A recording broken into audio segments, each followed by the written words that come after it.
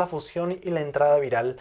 Entonces, esta proteína Spike está en su forma estabilizada. ¿Y para qué?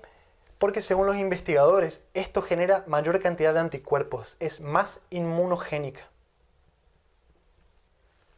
O sea, esta proteína todavía no está clivada. ¿Tá? Eso nomás a título de curiosidad, ¿sí? Esta vacuna, además del ARN mensajero, tiene esta estructura que está aquí, que es una nanopartícula lipídica. ¿Cómo está formado y para qué sirve esta nanopartícula lipídica? Está formado por 4 tipos de lípidos diferentes, los cuales le dan estructura a esta molécula y también le dan protección. Si nosotros introducimos en nuestro organismo ARN mensajero desnudo, o sea, sin algo que lo proteja, es rápidamente degradado por ARNasas, o sea, por enzimas que son ubicuas, están en todos lados y degradan muy rápidamente al ARN. Entonces no tendría sentido introducir solamente ARNM. Esta nanopartícula lipídica, además de servir como estructura, lo protege de estas ARNasas, ¿sí? Además, estas nanopartículas lipídicas están decoradas, como dice el artículo, ¿sí? Con diferentes elementos químicos que hace que no produzca grandes efectos adversos en nuestro organismo y que además se pueda dirigir a la célula blanco, en este caso las células del sistema inmune, interactuar con la membrana de estas células y provocar lo que llamamos transfección. Ya se los voy a escribir. Entonces de esta forma se fabricó la vacuna, la cual, y perdónenme mi dibujo aquí, ¿sí? Se la introduce por vía intramuscular en el deltoides, que es lo que yo quise hacer acá, y ese líquido conteniendo este material va a viajar por los ganglios linfáticos hasta llegar a su célula blanco, que son las células del sistema inmune, principalmente las células presentadoras de antígenos profesionales, células dendríticas, macrófagos, y en algunos casos linfocitos B, pero principalmente macrófagos y células dendríticas. Yo anteriormente les había dicho que de esta forma se produce la transfección. ¿Qué quiere decir transfección? La transfección es la introducción voluntaria de material genético dentro del citoplasma de las células. Ahora yo les voy a mostrar cómo se produce esto a partir de que nosotros inyectamos este líquido en el paciente conteniendo este material. Voy a borrar esto acá y se los voy a poner aquí adelante, ¿sí? ¿Qué ocurre a partir de ahora? Fíjense lo que tenemos acá. Esto es la transfección que yo les estaba diciendo, o sea, la introducción voluntaria de material genético dentro del citoplasma de la célula. Entonces, por un lado, acá para mostrarles que si introducimos ARNM desnudo en nuestro organismo, rápidamente estas enzimas, que son las ARNasas, las destruyen, ¿sí? Destruyen al ARNM. Entonces acá tenemos la partícula de ARNM rodeado por la nanopartícula lipídica. Esos lípidos se dirigen por los ganglios linfáticos y por la sangre hacia las células blanco, que en este caso serían las células del sistema inmune. Por ejemplo, un macrófago o una célula dendrítica. Esta membrana, esta nanopartícula lipídica, se fusiona con la membrana plasmática de la célula blanco y se produce un endosoma, o sea, la nanopartícula ingresa por endocitosis, formando una vesícula dentro del citoplasma de la célula. Dentro de esta vesícula, este endosoma, rápidamente el pH disminuye, se acidifica ese pH, lo cual permite, digamos, que se degrade, se rompa la membrana lipídica y también la nanopartícula lipídica y el material genético del ARN se vuelque al citosol de la célula. En ese momento, la molécula de ARN mensajero que está acá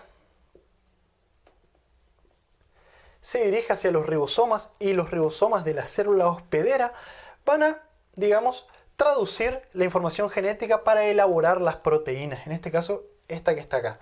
Para elaborar qué proteína, recuerden, el antígeno S2P, que yo les dije anteriormente, que es simplemente el nombre que se le da a esta proteína Spike modificada. ¿Qué ocurre con esta proteína dentro del citosol? Se dirige a los proteosomas, se los pongo acá, vamos a dar de cuenta que esto que está acá es un proteosoma. los proteosomas degradan, rompen a esta proteína y dentro del retículo endoplasmático se ensambla. Y lo que ocurre es lo siguiente. Tenemos acá un complejo mayor de histocompatibilidad de tipo 1, ¿sí? El complejo mayor de histocompatibilidad de tipo 1 se une a uno de los fragmentos, ¿sí?, de esa proteína spike modificada que fue degradada por los proteosomas y se dirige hacia la membrana plasmática. Entonces, el complejo mayor de histocompatibilidad de tipo 1 va a presentar a esa proteína producida en nuestro citosol, o sea, una proteína generada de manera endógena por nuestro organismo, va a presentar a este epitopo, ¿sí?, que va a estimular a los linfocitos, en este caso, linfocitos T, CD8, que son los linfocitos killers, ¿sí?, los linfocitos citotóxicos.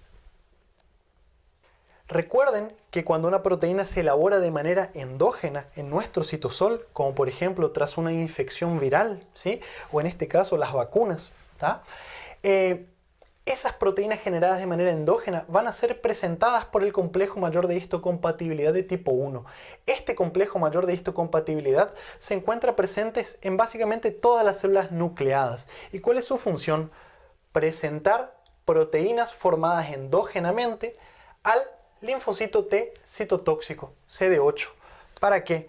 Para cuando ocurra una infección, este linfocito T reconozca más rápidamente a este antígeno presentado y de esa manera libere perforinas, grancinas, o sea, sustancias químicas, les pongo acá así, perforinas y grancinas, las cuales van a destruir, van a inducir la apoptosis de la célula infectada.